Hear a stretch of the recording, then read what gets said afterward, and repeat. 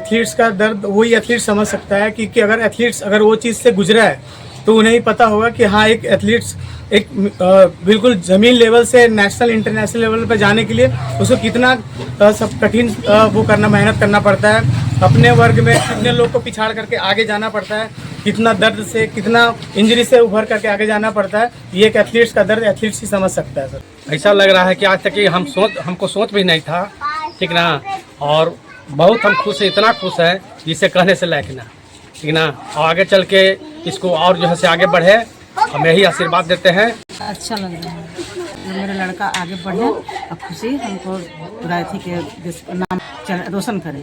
सब विधायक आए हमारे बच्चे से मिले और आगे काम को बढ़ाए। अच्छा लग रहा है, पैसा देते हैं हम। क्या चाहते हैं आप?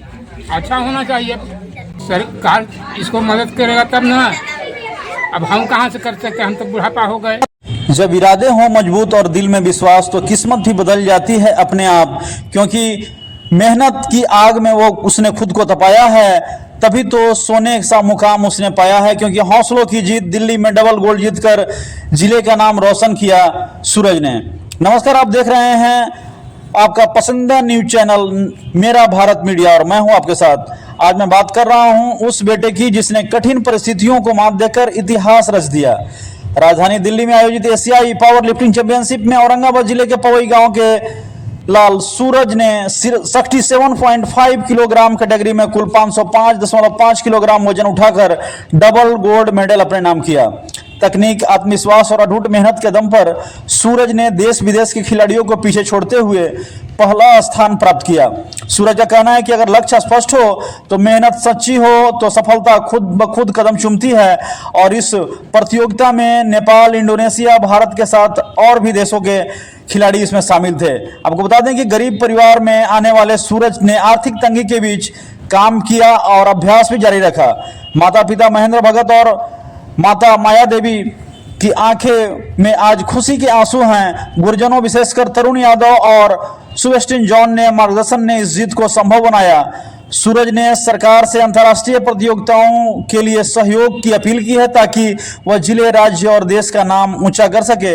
वैसे पवई गांव से लेकर पूरे औरंगाबाद में जश्न का माहौल है और यह जीत सिर्फ एक खिलाड़ी की नहीं बल्कि संघर्ष, विश्वास और सपनों की जीत है। क्योंकि इस जीत में उसके माता पिता, दादा के अलावा भाई बबलू, मनोहर, विष्णु, सुमन, कमल के अलावा 2 बहनें डॉली और रानी हैं।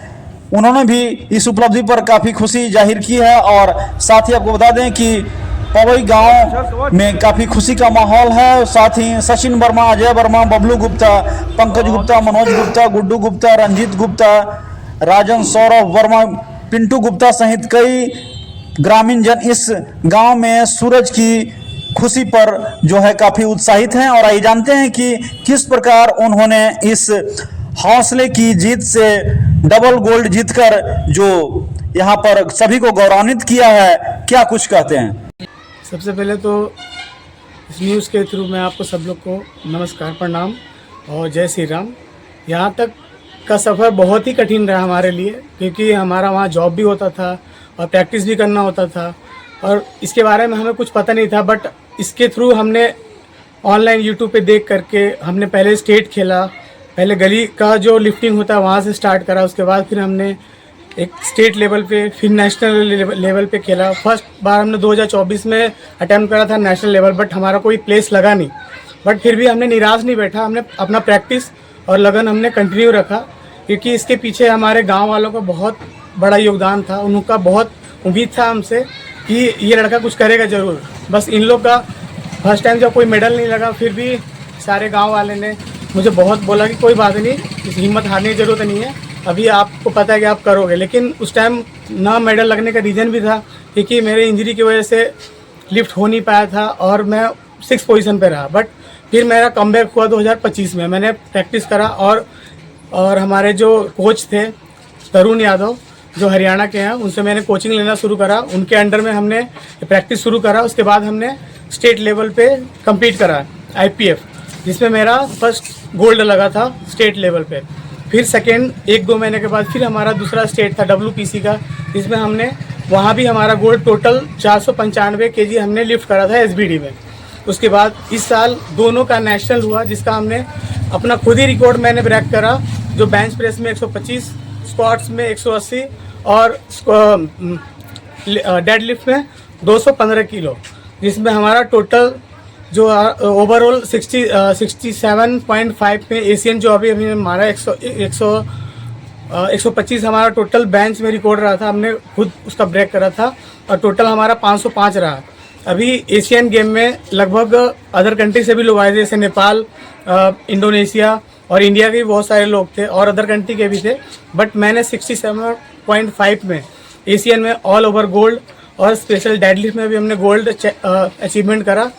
और अभी जस्ट संडे को ही हमारा गेम ख़त्म हुआ था, बट फिर भी हमने अभी हार नहीं माना है। बट एक बात हमारे माता पिता को थैंक्स बोलना चाहूँगा, क्योंकि इनके बदौलत और हमारे गांव वाले के बदौलत ये कुछ भी मुमकिन नहीं था, क्योंकि इतना करने के क्या बाद लगता है अगर बेहतर सुविधा मुहैया कराया जाए तो आज 67.5 किलो वर्ग में आपने 505 किलोग्राम भार जो उठाया है, तो क्या लगता है कि आगे आने वाले समय में और भी अच्छा होगा? सर मैं आपसे रिक्वेस्ट यही कर, आपके इस न्यूज़ के थ्रू में अगर गवर्नमेंट के पास ये बात पहुंचती है, क्योंकि हमारा जो इक्विपमेंट होता है सर बहुत महंगा होता है, 1-1 लाख 1.5 लाख का होता है इक्विपमेंट, क्योंकि हमारे जैसे गरीब लोग नहीं वो अवेलेबल करवा सकते हैं। क्योंकि हमारे लिए जो होता है नॉर्मल ऑनलाइन खरीद लिए कोई भी देख करके, क्योंकि जब कंपटीशन में उतरते हैं तो सर वहाँ पे छोटी छोटी इक्विपमेंट, छोटी छोटी चीज़ें के लिए हमें बाहर कर दिया जाता है गेम से, क्योंकि इसमें बहुत बड़े बड़े लेवल के लोग आते हैं, बहुत बड़े बड़े दूर दूर के लोग आते हैं, उनके पास सारा फैसिलिटी होता है, सारा गवर्नमेंट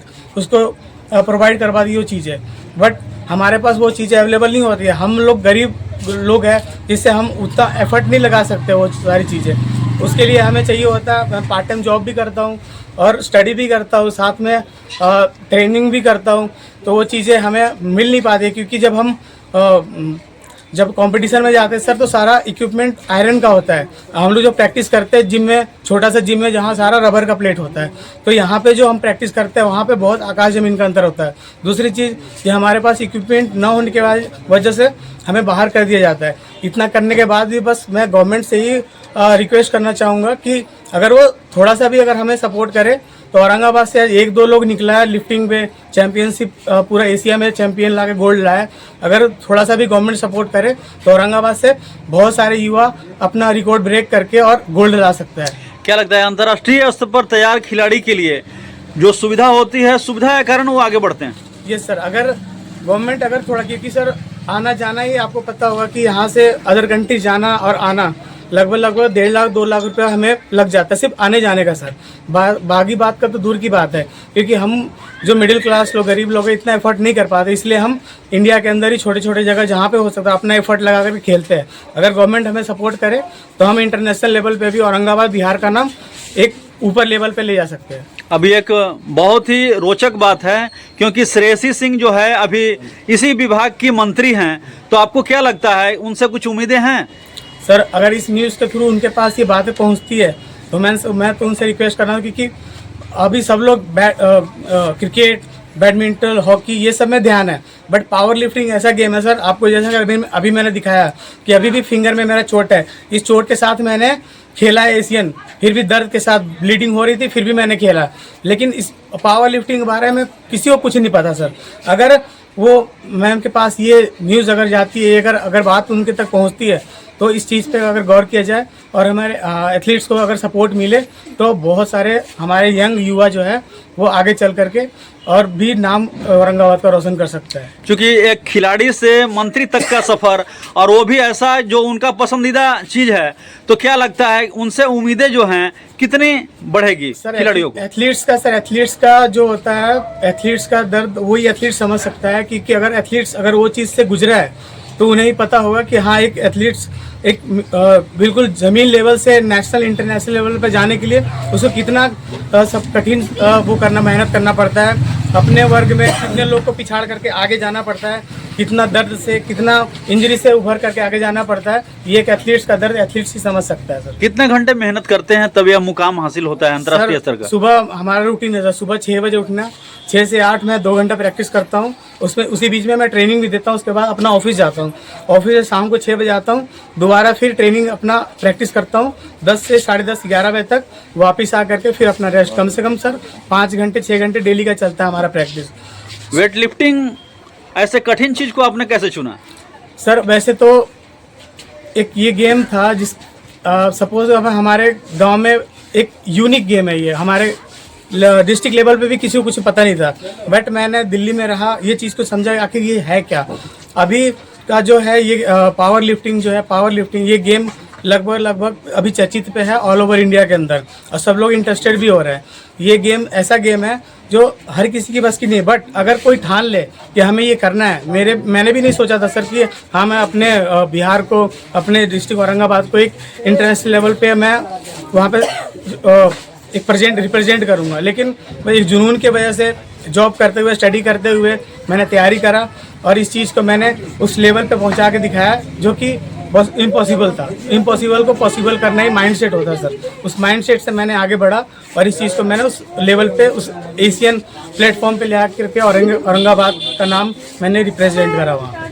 क्योंकि आप एक खिलाड़ी हैं और आप चाहते हैं कि आगे बढ़ें, तो क्या कुछ अपील करेंगे यहाँ के जो विधायक हैं, सांसद हैं, या वैसे लोग जो आपको इस क्षेत्र में मुकाम आगे पहुँचाए? सर मैं उनसे यही एक रिक्वेस्ट करना चाहूँगा कि अगर कोई भी एथलीट्स पावर लिफ्टिंग में अगर वो अपना इंटरेस्ट दिखा रहा है तो प्लीज़ आप उनको सपोर्ट कीजिए। ऐसा नहीं कि सपोर्ट होता है कि सर आप आकर के 4 फोटो खिंचवा लिए, उससे सपोर्ट कभी नहीं होता सर। उसके बैकग्राउंड देखिए, उसको हर चीज़ से, इक्विपमेंट से लेकर के आने जाने तक का जो खर्चा है वो एटलीस्ट सपोर्ट करे, तभी वो आगे बढ़ पाएगा। अदरवाइज बस वो नॉर्मल गली और गेम और जिम में ही कर पाएगा, इससे आगे नहीं अपने डिस्ट्रिक्ट को, अपने स्टेट को रिप्रेजेंट कर पाएगा। चलिए बहुत बहुत धन्यवाद। ये थे हमारे साथ वेट लिफ्टिंग में कमाल किए हुए सूरज जी, जिन्होंने चाहा है कि एक कठिन मेहनत के साथ जो है अंतर्राष्ट्रीय स्तर का भी जो है वो खिलाड़ी जो है वो बने। और निश्चित रूप से जो भी लोग यहाँ इस क्षेत्र में आना चाहते हैं उसे वे चाहते हैं कि वैसा एक खिलाड़ी तैयार करे जो अंतर्राष्ट्रीय स्तर पर यहाँ देश विदेश में अपना नाम जो है रोशन करे। और इसके लिए वे चाहते हैं कि चाहे वो जनप्रतिनिधि हों, सांसद हो, विधायक हों या खेल मंत्री, सभी लोग जो है सरकार तक जो है इनसे बातें पहुंचाए और मदद की जो है इन्होंने गुहार लगाई है कि निश्चित रूप से एक गरीब जगह से उठकर एक अंतर्राष्ट्रीय लेवल में पहुंचना कितना कठिन होता है। और उसी कठिनाई को देखते हुए इन्होंने ये अपील की है कि निश्चित रूप से इन्हें भी वह सुविधा मिलनी चाहिए ताकि इनका जो मेहनत है, परिश्रम है, वो जाए न जाए। और निश्चित रूप से ये भी एक दिन बिहार ही नहीं पूरे देश का नाम जो है वो रोशन करे।